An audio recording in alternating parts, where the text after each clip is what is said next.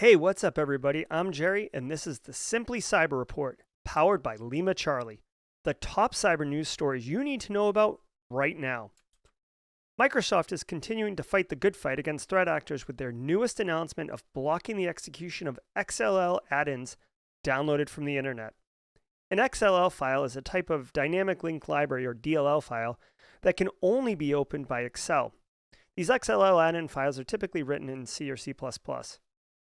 Now, functionally, they're similar to macros that allow for extended functionality and system calls from within Excel. Microsoft blocked the execution of macros in 2022, and we're protecting users by requiring them to enable editing, i.e., disabling protected viewing mode.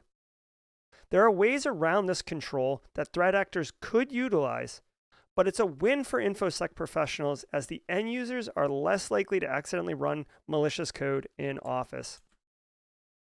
The hacking group DragonSpark is making news as they are leveraging Golang source code interpretation to evade detection.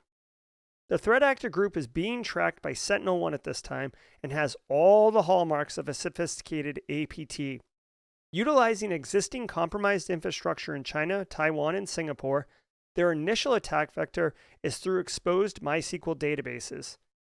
Once initial compromises occurred, they utilize WebSockets to communicate with their C2 infrastructure. The Golang-based tool dubbed SparkRat is OS agnostic, so any system really is at risk.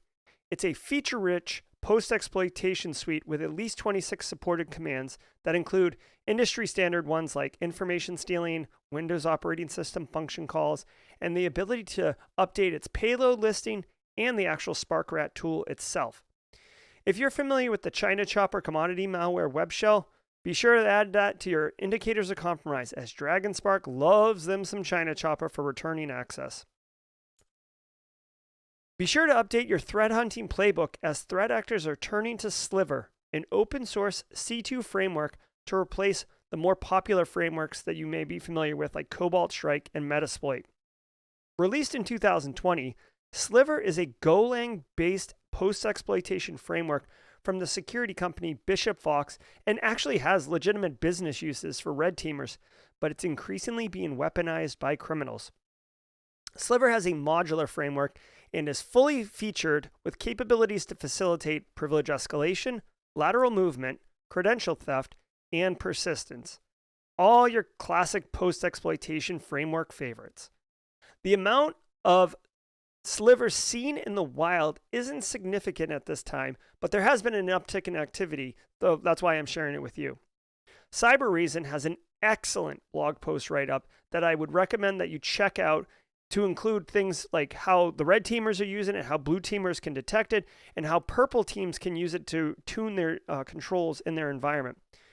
Also, they have the indicators of compromise, so you can introduce that to your threat hunting activities to ensure that Sliver hasn't slithered into your network.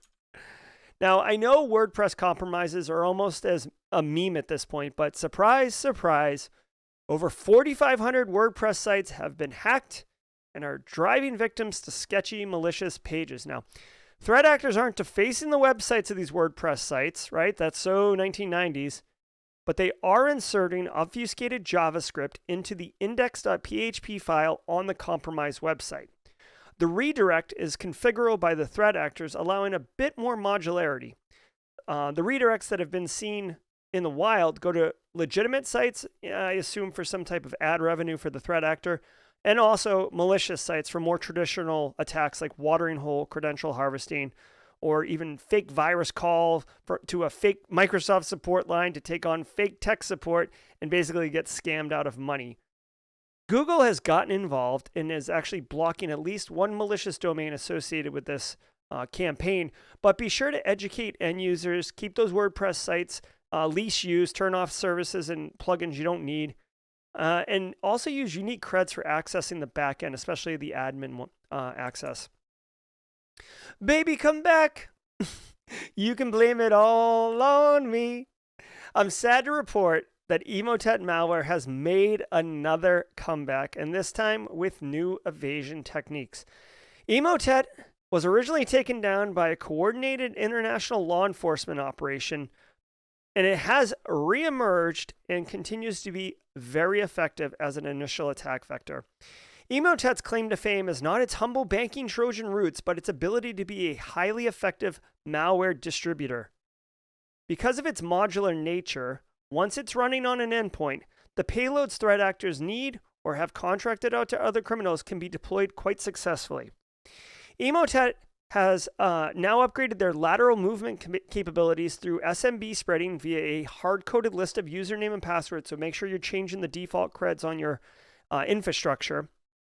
Emotet is spreading through infected Excel files for initial infection and then executing via macros. Now, you may think, well, macros have been nerfed by Microsoft, and we heard about the XLL files earlier, so what's the problem, Jerry? Well, clever criminals have discovered that the Microsoft Office templates folders actually is a trusted location by Microsoft and will run macros if placed in there.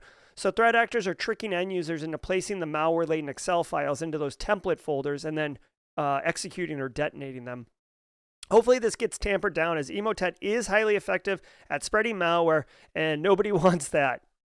Now remember to check out simplycyber.io/streams to get longer form, deeper dive cyber threat briefings every weekday morning. I'm Gerald Ozier from Simply Cyber. Consider yourself armed with knowledge.